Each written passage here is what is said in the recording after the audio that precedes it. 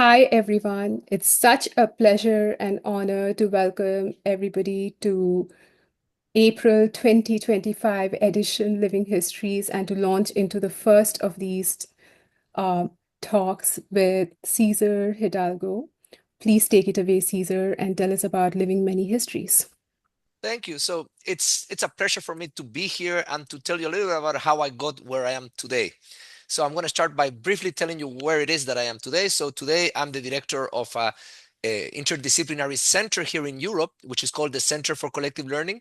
And this center has offices at the Toulouse School of Economics here in Toulouse, France, but also at Corvinus University of Budapest. We're about like 20 researchers, across these two sites that are working on many questions about how basically teams, cities, and nations learn intelligence, not at the level of individuals, but at higher levels of organization. But my story didn't start here in Europe. It starts actually in the early 2000s in Chile. And one of the things that I was thinking about when I was, preparing this talk is that when I was studying physics in Chile in the late 90s and early 2000s, I spent a lot of time at the math library. And I remember I would look at books like the books from Mandelbrot or Edward Lorenz that were books that explore these topics of chaos and fractals and complex systems, which I was not getting, in my formal education, but I was attracted to. And that was what inspired me to start exploring things that were beyond the ones that I had in the classroom, which were ideas of mixing physics with social problems. And at some point, I started to get a few lucky breaks. So I remember around 2003, 2004, I took a class on population biology at Universidad Católica Central Campus. And in one of those meetings, I met Carlos Rodriguez Sickert, who, became a friend and collaborator. We're still in touch to this day. And he had just returned from the UK. He had done a PhD in Cambridge and he had become an assistant professor at the university. And I was a student looking to go out of the university and into a PhD. And we started talking in the subway. And then, at some point, he shared an idea that he liked to watch movies. And he was, interested on this consumption life cycle of movies. Some movies kind of, flopped, and other movies maybe, had an attendance that went up and then down. And I remember that after that meeting, I went home and I had a long bus ride home. Like the city of Santiago is very large. So you take the subway and the bus for long periods of time. And I thought about a model that eventually became, the first paper that we did together, and the first paper that I did that ever got cited, that created a mathematical model of this life cycle and allowed me to start understanding that it was possible to have a career in science, that you could come up with something as an idea as trivial or simple as the one that Carlos has shared with me, and you could create a mathematical model. You could then also collect data to validate that model, and you can understand something about the world. In this case, what we understood about the world is that the shape of the curve can tell us more about people's opinion about a movie, than the overall area under the curve, and that was interesting. But also, in Chile, there were other professors. And I remember before I left the country, we were invited to have dinner at the house of a professor in Santiago, who was one of the most accomplished professors in the physics department. And, we were having a conversation. I remember like, talking about like the importance of science and how it was important maybe to be ambitious. And him and all of the other people in the room said, no, no, Cesar, you get it all wrong.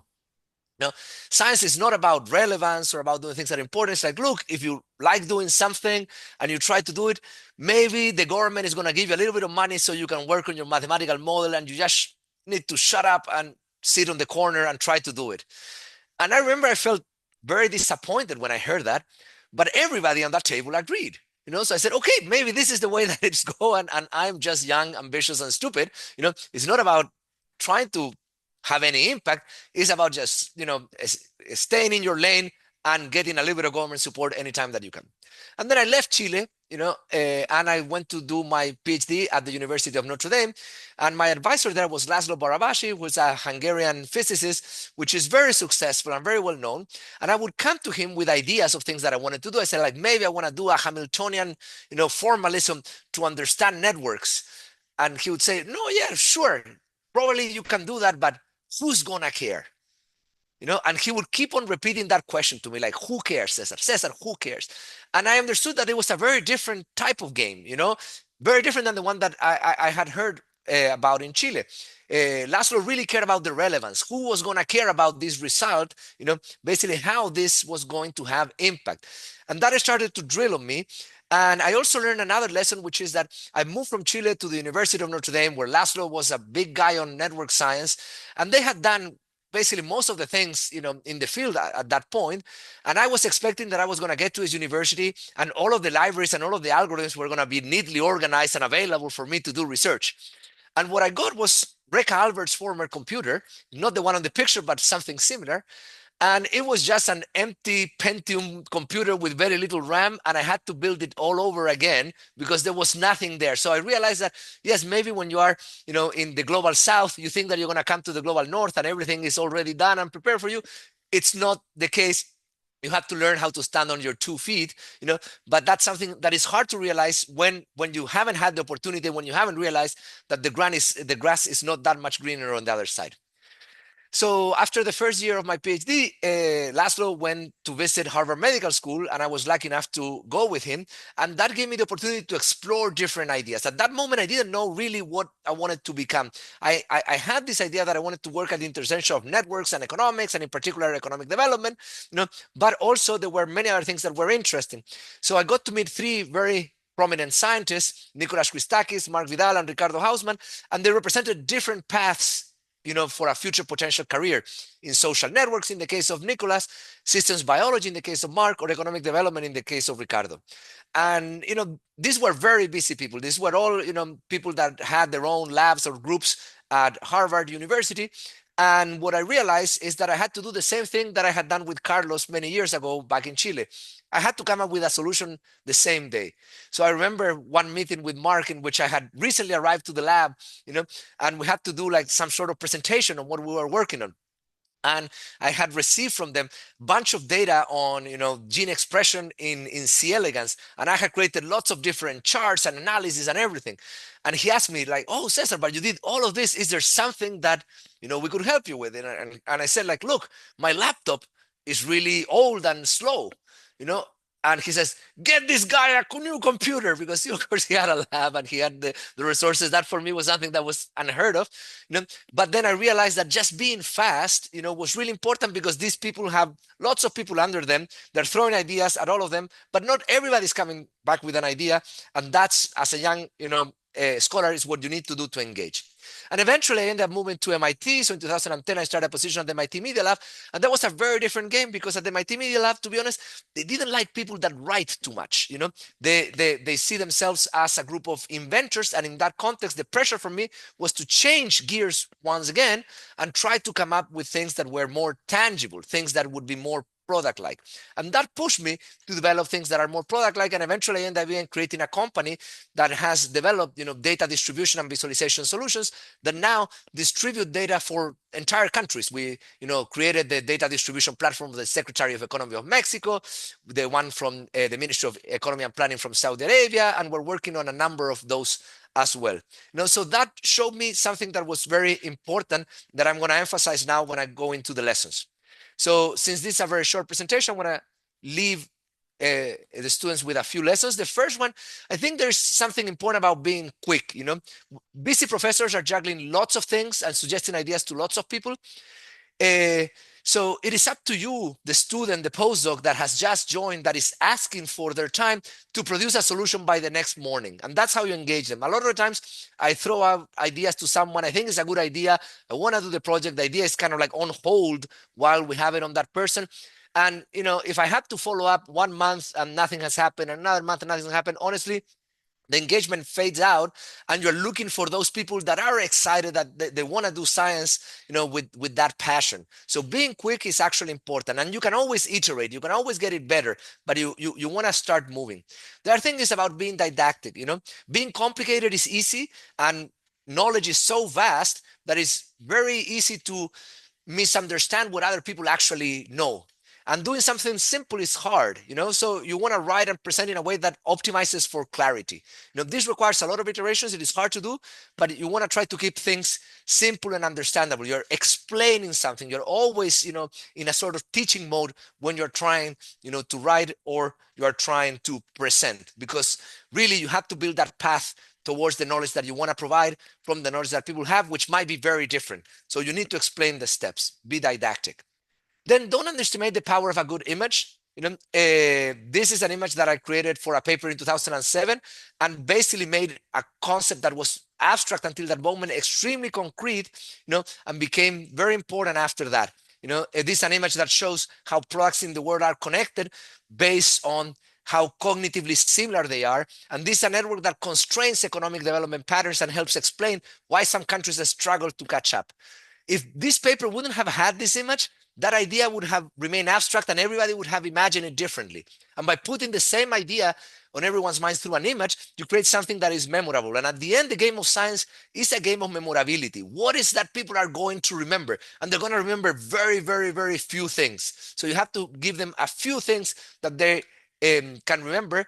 So creating an image that summarizes the story, it's worth your time and worth your effort. Don't underestimate its power.